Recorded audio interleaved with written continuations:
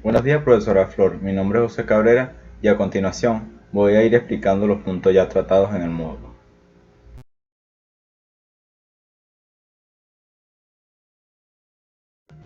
La estadística descriptiva es la parte de la estadística que arregla los datos de forma que puedan ser analizados e interpretados.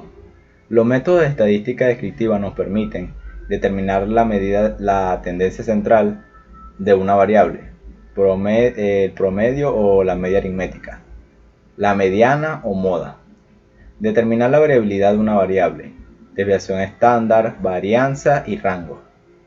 Determinar cómo es la distribución de una variable, por medio de histogramas de frecuencia y distribución normal.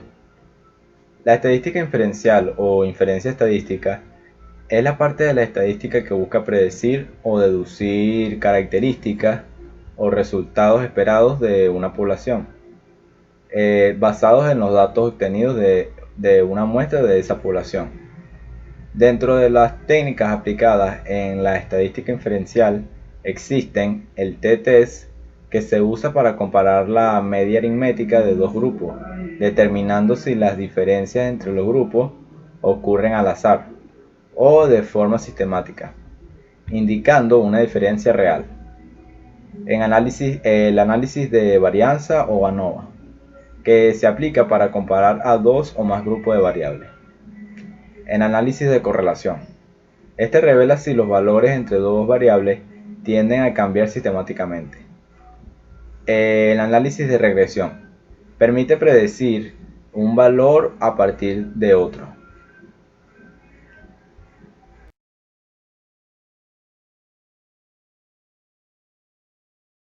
Inferencia es el proceso por el cual se derivan las conclusiones a partir de las premisas. Cuando una explicación se sigue de otras por medio de inferencia, se dice que éstas implican aquella. Probabilidad. La probabilidad es la posibilidad de que un evento suceda dependiendo de las condiciones dadas para que acontezca. Ejemplo, ¿qué probabilidad hay de que llueva? Esta será medida entre 0 y 1 o expresada en porcentaje. Dichos rangos podrán observarse en ejercicios resueltos de probabilidad. Para ello, se medirá la relación entre los sucesos favorables y los posibles.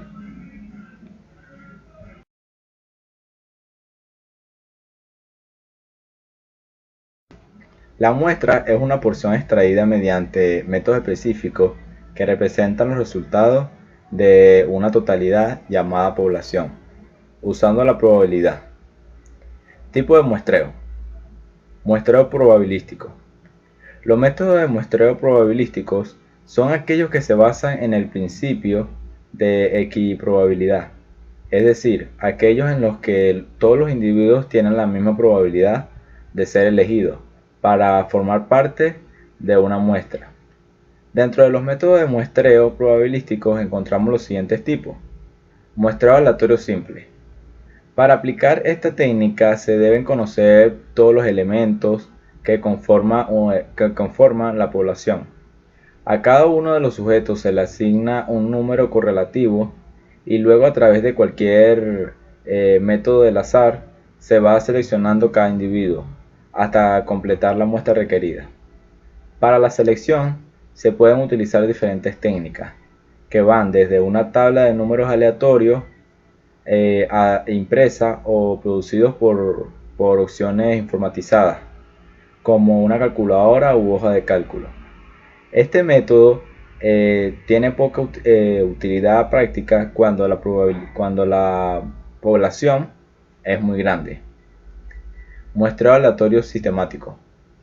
Este procedimiento exige, como en el anterior, enumerar todos los elementos de la población, pero en lugar de extraer n números aleatorios, solo se extrae uno. Se parte desde ese número aleatorio i, que es un número elegido al azar, y los elementos que integran la muestra son los que ocupan los lugares. Muestreo aleatorio estratificado. En este método se divide la población en estratos o subgrupos menores,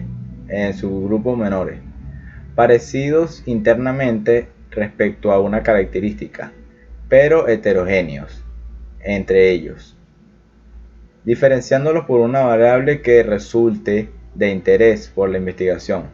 Por ejemplo, según la profesión, municipio, estado civil y sexo. Muestreo aleatorio por conglomerados. El muestreo por conglomerados se usa cuando se tiene una población muy grande y dispersa. Este consiste en reunir a los individuos en un grupo que forman elementos, hospitales, universidades, escuelas, que tienen a la vez unidades de análisis dentro de ellos, pacientes, médicos, enfermeras. Posee la característica de ser diferentes al interior del grupo y homogéneos entre sí. Para la selección, primero se forman los conglomerados, luego se eligen aleatoriamente los conglomerados que pertenecerán a la muestra y posteriormente se eligen al azar las unidades demuestrables de cada conglomerado. Si un conglomerado tiene un peso mayor de unidades, puede utilizarse un muestreo proporcional a su tamaño. Método de muestreo no probabilístico.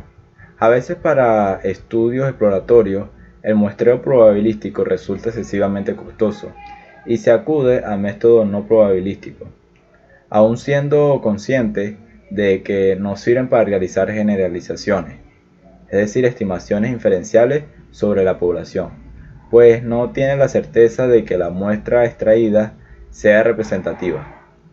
Entre los métodos de muestreo no probabilístico más utilizados en investigaciones encontramos muestreo por cuota. Tiene semejanza con el muestreo aleatorio, estratificado, pero no tiene la aleatoriedad en su método.